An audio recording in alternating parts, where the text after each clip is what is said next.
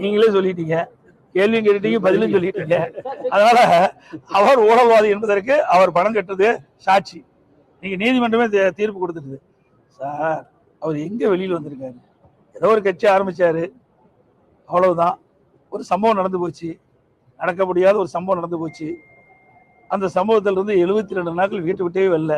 இது வரைக்கும் எத்தனையோ கட்சி தலைவர் இருக்கிறாங்க.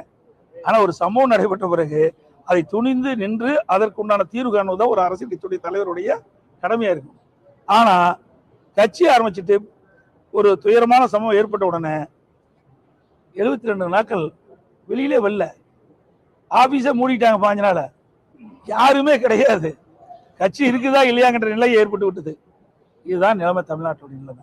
அந்த கட்சியுடைய நிலைமை அதுதான். முதல்வர் தொடர்ச்சியா கடிதம் தமிழ்நாட்டு நிதி வேணும்னு பேருக்கு எழுதுதாங்க. ஏங்க, நான் தான் ஏற்கனவே சொல்லிட்டேன், 15 ஆண்டு காலம் மத்தியில் ஆட்சி அதிகாரத்தில் இருந்த ஒரே கட்சி திமுக கட்சி தான். திமுக கட்சி தானே அந்த நாடாளுமன்ற உறுப்பினர் தானே மத்தியில் ஆட்சி அதிகாரத்தில் இருந்தாங்க. என்ன திட்டத்தை கொண்டாங்க? எவ்வளவு நிதி கொண்டாந்தாங்க சொல்லுங்க பார்க்கலாம்.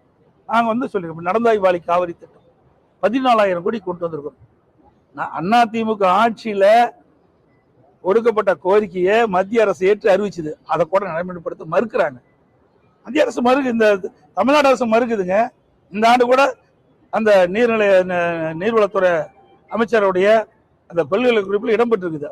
990 கோடி என்னமோ முதற்கட்டமாக விடுவிக்கப்படுதுன்னு. ஆனா கிடப்பில் போட்டாங்க. அதுக்கு என்ன காரணம்?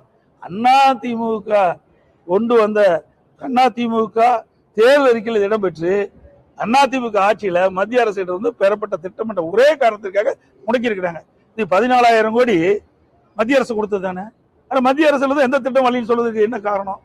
63,000 கோடி தமிழ்நாட்டு மக்களுடைய நலன் கருதி மெட்ராஸ் சென்னை மாநகரத்தில் போக்குவரத்து நெரிசலை குறைப்பதற்கு 63,000 கோடி கொடுத்தாங்க. போர்ட் நிறைய நிதி கொடுத்திருக்கிறாங்க.